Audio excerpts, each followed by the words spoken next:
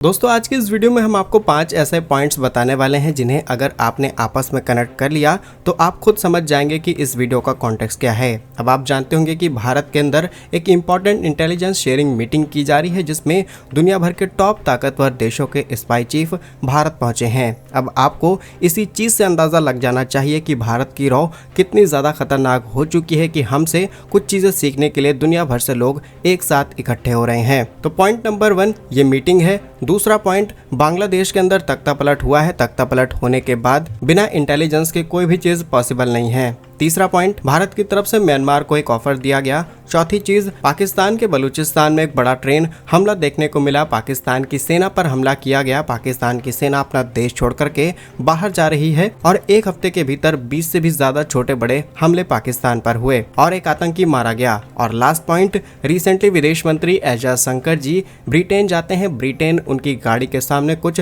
खालिस्तानी समर्थक कूद गए और ये खालिस्तानी समर्थक न सिर्फ ब्रिटेन बल्कि कनाडा, अमेरिका जैसे देशों के अंदर भारी मात्रा में पल रहे हैं। इन सभी चीजों को लेकर के इसी इंटेलिजेंस शेयरिंग मीटिंग में बहुत सारा डिस्कशन किए गए हैं। तो आइए इस मीटिंग की सारी डिटेल्स आपको बताते हैं और कैसे ये सारे पॉइंट्स आपस में कनेक्ट होते हैं, सब कुछ। यदि आपको हमारा काम पसंद आया, आपको हमारी रिसर्च पसंद आया तो वीडियो को लाइक और चैनल को सब्सक्राइब जरूर कीजिएगा। तो हमारा भारत जो कि अंतर्राष्ट्रीय स्तर पर अपनी स्थिति को और ज्यादा मजबूत करने के लिए बीते 16 मार्च 2025 को नई दिल्ली में एक इम्पोर्टेंट सम्मेलन होस्ट करता है। इसमें दुनिया भर के सभी स्पाई चीफ शामिल हुए और इसका उद्देश्य था किस तरीके से इंटेलिजेंस शेयरिंग को बढ़ावा दिया जा सकता है और इसे 28 देशों के स्पाई चीफ्स ने अटेंड किया। जानकारी के लिए आपको बता दें कि ये चौथी कॉन्फ्रेंस है global intelligence and security chiefs की। इसे भारत की तरफ से होस्ट किया गया। इसे हेड किया गया national security advisor Ajit Doval ji की तरफ से 16 मार्च 2025 को और ये पिछले 3-4 सालों से चलती चली आ रही है। और इसी मीटिंग के जस्ट बाद भारत के अंदर एक रायसीना डायलॉग होगा जो कि 17 से 19 मार्च के बीच होने वाला है। ठीक उससे पहले ये इंपॉर्टेंट समिट कंप्लीट किया गया। जानकारी के लिए आपको बता दें कि रायसीना डायलॉग भारत के विदेश मंत्रालय और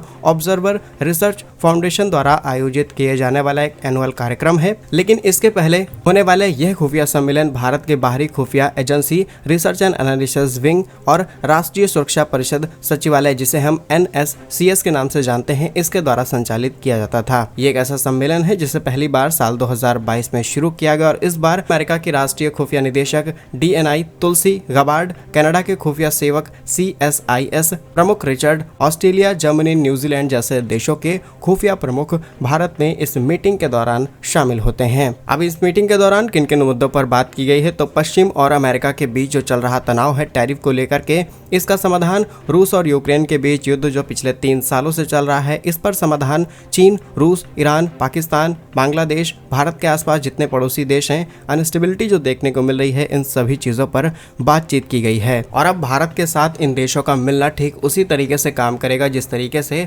5 आइज कंट्रीज काम करती हैं। 5 आइज कंट्रीज बड़े देशों का एक संगठन है जो कि आपस में इंटेलिजेंस शेयर करते हुए एक दूसरे की नेशनल सिक्योरिटी को बचाने का काम करते हैं। और अब बात करते हैं भारत में हुई इस मीटिंग के इंपॉर्टेंट मुद्दों की, जहां आतंकवाद एक वैश्विक चुनौती बनते चले जा रहा है, खासकर डेवलप कंट्रीज और डेवलपिंग कंट्रीज के लिए। 2023 में संयुक्त राष्ट्र की रिपोर्ट में खुलासा किया गया कि वैश्विक आतंकी हमलों में 20% की वृद्धि हुई है, जिसमें 5000 से भी ज्यादा लोग मारे गए। भारत जो 1990 के दशक से आतंकवाद से जूझ रहा है, इस क्षेत्र में चीन का बढ़ता प्रभाव, $15 अरब का BRI प्रोजेक्ट भारत और उसके सहयोगी के लिए चिंता का विषय है। 2023 में भारत ने हिंद प्रशांत क्षेत्र में $2 बिलियन की परियोजनाएं शुरू की हैं ताकि चाइना को काउंटर किया जा सके। बॉर्डर पर होने वाले अपराध, नशीले पदार्थों से लेकर के तमाम ऐसी दवाइयां जो कि भारत के बॉर्डर पर पाई जाती हैं और साल 2023 के डेटा के मुताबिक करीब $1 अरब का व्यापार सिर्फ बॉर्डर्स के जरिए किया गया। अब ये अच्छे व्यापार होते तो डेफिनेटली हम इसे एक्सेप्ट कर लेते, लेकिन यहाँ पर सिर्फ और सिर्फ नशीले पदार्थों और हथियारों का व्यापार किया गया है। और उससे भी बड़ी बात यह है कि इतना ज्यादा पैसा खर्च किया जाता है भारत को बर्बाद करने के लिए। ये सुनकर के आप हैरान हो जाएंगे। आतंकवाद को लेकर के 2022 में एक रिपोर्ट सामने आई जिसमें पता चला कि करीब $500 मिलियन की आतंकी फंडिंग भारत के अंदर होने वाली थी और इसे किसी भी तरीके से रोका गया। इसी के साथ बताया गया कि डिजिटल अपराधों में 30% की वृद्धि हुई है, जिसमें $1.5 ट्रिलियन का वैश्विक नुकसान हुआ। भारत ने अपनी साइबर सुरक्षा पर करीब $1 बिलियन खर्च किए और वैश्विक चुनौतियों से निपटने के लिए प्रॉब्लम्स जैसे कि रूस यूक्रेन युद्ध जिसमें 10 लाख शरणार्थी प्रभावित हुए पश्चिमी एशिया में, इन सभी संघर्षों का सोल्यूशन किस तरीके से निकाला जाए। अब ऐसा नहीं है कि हमारे पास बहुत ज्यादा इंटरनल इन्फॉर्मेशन है, और क्योंकि ये स्पाई और इंटेलिजेंस शेयरिंग मीटिंग थी तो जो मुद्दे पब्लिक में अवेलेबल हैं उन पर बात की गई है। एग्जैक्टली किस तरीके से स्पाई एजेंसीज काम करती हैं, दूसरे देशों के अंदर कौन कौन से ग्रुप्स एक्टिवेट किए जाते हैं, दूसरे देशों में अपने सभी रिसोर्सों को कलेक्ट करना और तमाम ऐसी इन्फॉर्मेशन कलेक्ट करने वाली इन्फॉर्मेशन वो कॉन्फिडेंशियल रखी जाएगी और हमेशा रहनी भी चाहिए। लेकिन जो चीजें हमें और आपके लिए जरूरी है जानना, उस पर हम बात कर रहे हैं। भारत में हुई इस इंपॉर्टेंट मीटिंग में जो लोग आए उनकी इंपॉर्टेंट रोल की बात की जाए तो अमेरिका से आई तुलसी गबार्ड, जो कि डोनाल्ड ट्रंप प्रशासन की पहली उच्च स्तरीय अधिकारी हैं और 16 मार्च जैसे ही वो भारत पहुंचती हैं, अजीत डोभाल जी के साथ इनकी द्विपक्षीय बैठक की जाती है। भारत अमेरिका के रणनीतिक साझेदारी पर जोर दिया गया और 17 मार्च को तुलसी गबार्ड रायसीना डायलॉग को भी संबोधित करेंगी। डैनियल रॉजर्स ये कनाडा से हैं। भारत कनाडा के संबंध पिछले 2-3 सालों में काफी ज्यादा खराब हुए हैं, स्पेशली जस्टिन ट्रूडो की वजह से, और जब साल 2023 में हरदीप सिंह निज्जर का मामला सामने आता है तब सीधे सीधे भारत पर इल्जाम लगाए जाते हैं। वैसे तो भारत की तरफ से कनाडा के इन आरोपों को पूरी तरीके से खारिज किया गया और भारतीय इंटेलिजेंस का भी नाम इसमें बताया गया। वहीं रिचर्ड मूर जो कि ब्रिटेन से MI6 ने